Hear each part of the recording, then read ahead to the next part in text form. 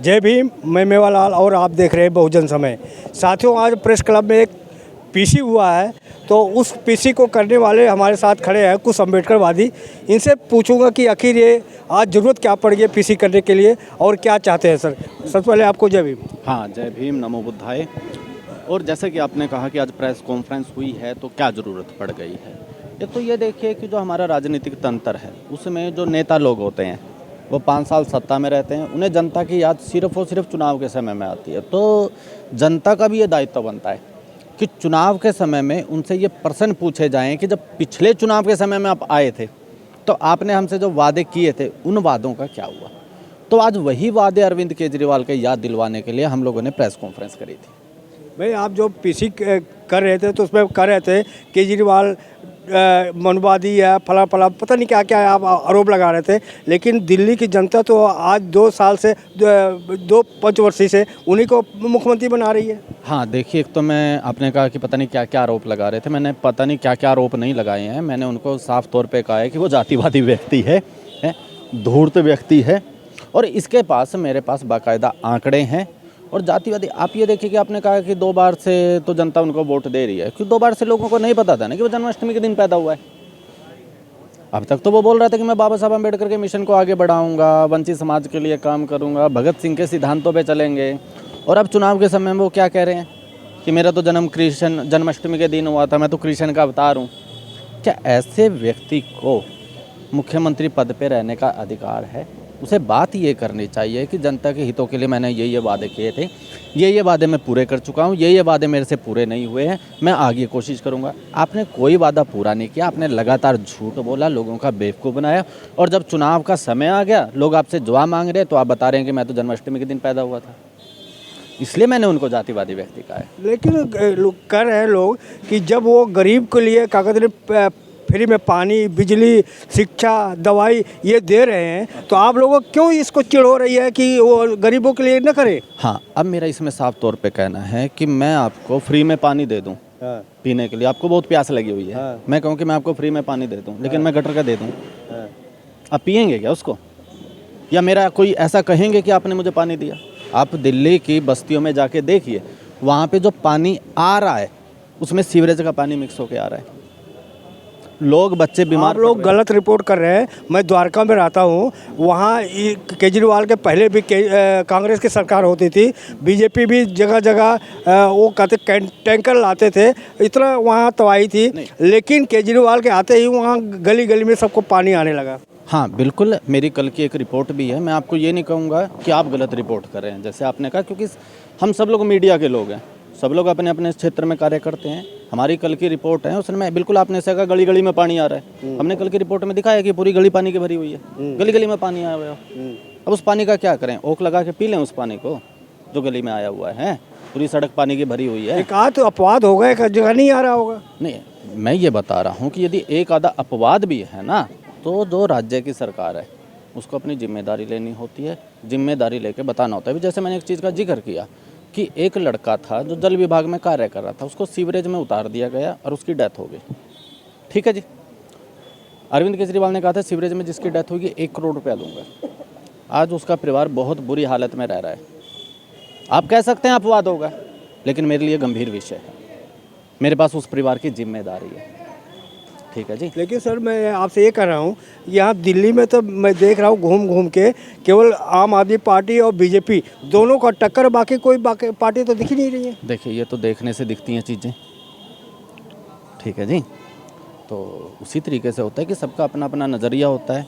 जैसी नज़र हमारी होती है वैसे हमें नज़रिए दिखते हैं। तो क्या जो पैसे लग रहा है बीजेपी का, पोस्टर लग रहा है, गाड़ियाँ लगी हुई है चारों तरफ, तो ये लोग इतना देखिए, दिल्ली के लोग जागरूक लोग हैं। ये पोस्टर वार गाड़ियाँ लगा देना, ठीक है, पैसे बहाने से कोई चुनाव नहीं जीतता। ठीक है जी, जनहित के मुद्दों पे बात करनी होती है। और मेरा साफ तौर पे कहना है कि जनहित के मुद्दों पे लोगों, पार्टियों को बात करनी चाहिए, सरकार कोई भी आए। मान्यवर साहब कांसीराम कहते थे कमज़ोर सरकारें रहनी चाहिए। ठीक है जी, कि सरकार इतनी मजबूत ना हो कि वो जनता की सुध बुध लेना ही खो दे।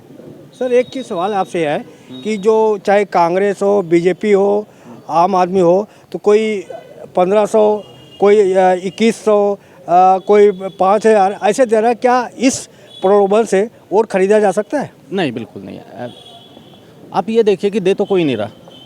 इस वक्त सभी लोग हैं जो आसान तो दे रहे हैं ना। नहीं, जो सभी लोग हैं वो वादे कर रहे हैं, और इन वादों पे अब लोगों का विश्वास नहीं है। जब से वो 15 लाख वाला वादा झूठा निकला था, तब से इन चीज़ों में अब जनता नहीं है। अब लोग आगे बढ़ रहे हैं, अब धीरे धीरे चीज़ों से जनता में जागरूकता आ रही है। इन चीज़ों पे अब ज़्यादा दिल्ली की राजनीति में इन चीज़ों का असर नहीं हो रहा है। केजरीवाल तो ये कह रहे हैं कि जो जिसकी जहाँ सरकारें हैं वो अपने सरकार में घोषणा कर दें कि हम फ्री में बिजली देंगे, हम राजनीति छोड़ देंगे।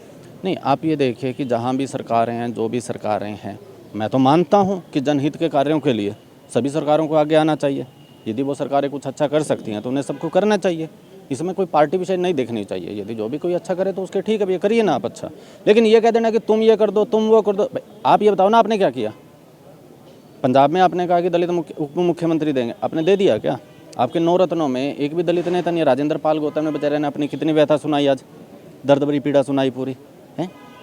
तो ये राजेंद्र पाल गौतम बुद्धिज़्म को मानते हैं, ये अपनी 22 प्रतिज्ञा नहीं ले सकते। लेकिन अरविंद केजरीवाल खुद को जन्माष्टमी कृष्ण का अवतार बता सकता है। सर मैं आपसे कह रहा हूँ कि केजरीवाल के अलावा तो कुछ और पार्टियाँ तो दिख नहीं रही। जनता कहाँ जाए? जो दलित शोषित समाज है कहाँ जाए आखिर? देखिए, वो कहते हैं ना, अहमो ब्रह्मास्मि है, ऐसा ही कुछ पत्रकारों का भी हाल है।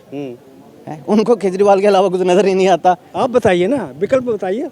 भैया मैं कोई पॉलिटिकल पार्टी नहीं हूँ ना, हाँ। मैं कोई पॉलिटिकल पार्टी नहीं हूँ। मैं क्यों विकल्प बताऊँ? मैं तो सिर्फ ये बताता हूँ कि अरविंद केजरीवाल ने ये वादे करे थे जो इसने पूरे नहीं करे। जनता खुद सवाल पूछे। हाँ। यदि जनता का विश्वास टिकता है अरविंद केजरीवाल के ऊपर तो वो वोट दे। लेकिन ये ना रहे कि जो हमने क्वेश्चन नहीं पूछे थे।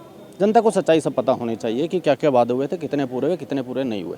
लेकिन जो नेता हैं, अगर केजरीवाल अपना वादा पूरा करे, काउंटर सवाल भी तो नहीं करते। जैसे केजरीवाल ने क्या, एससी के जो ये कंपोनेंट फंड होता है वो सड़कों में, पानी में लगा देती है। लेकिन पूछने के बाद जब उनसे पूछा जाता है कि दलितों का पैसा आप इसमें लगा दिया, कहता है दलित भी तो सड़क पर चलता है, पानी पीता है। हाँ, तो फिर भी उसके बाद भी आप लोगों को सिर्फ अरविंद केजरीवाल नजर आता है। लेकिन आप लोग तो जनता को नहीं बता पाते। नहीं, ऐसा नहीं है। हम लोगों का जितना कार्य क्षेत्र है, हम लोग पत्रकार हैं, राजनीतिक विश्लेषक हैं, हम लोगों की भी अपनी सीमाएं होती हैं। हम लोग जितना डाटा लोगों के सामने रख सकते हैं हम लोग रखते हैं। अब सारी चीज़ की जिम्मेदारी हम लोगों की नहीं है ना। ये तो जनता, राजनीति में और लोकतंत्र में हर व्यक्ति की अपनी जिम्मेदारी है। हम लोग जितना कर सकते हैं वो कर रहे हैं। अच्छा सर, एक चीज़ बताइए, राजेंद्र पाल गौतम जैसे लोग बहुत से हैं, चाहे कांग्रेस में या बीजेपी में, उस पार्टी में रहने के साथ साथ उस समय वो बोल नहीं पाते, लेकिन निकलने के बाद बहुत सारे कमियां गिनाते हैं। अंगूर खट्टे हैं क्या? नहीं, आप ये देखिए कि राजेंद्र पाल गौतम जब मंत्री थे, उन्होंने उसी समय 22 प्रतिज्ञा करवाई। हाँ, 22 प्रतिज्ञा करी, जिसके लिए उन्हें मंत्री पद से हटा दिया गया जी। ये तो उन्होंने सत्ता में रहते हुए किया ना। जब सत्ता में थे तभी वो अपनी आइडियोलॉजी के लिए तो स्पष्ट थे। बाकी ये है कि मैं उनको डिफेंड नहीं करूंगा। ये क्वेश्चन आपको उनसे करना चाहिए कि भैया आपके राजनीति के समय क्या था जी, क्या नहीं था। हम इस पे किसी को डिफेंड क्यों करें? वो पॉलिटिकल नेता हैं, खुद को डिफेंड वो खुद करें, खुद बताएं। आपका सवाल है, आप उनसे सवाल कीजिए। चलो, धन्यवाद सर, आपने समय थे तो आप देख सकते हैं कि ये कुछ अम्बेडकरवादी थे। इनका विचार कैसा लगा और हमारा प्रयास कैसा, आप कमेंट बॉक्स में जरूर लिखें। मैं मेवालाल, बहुजन समाज, दिल्ली।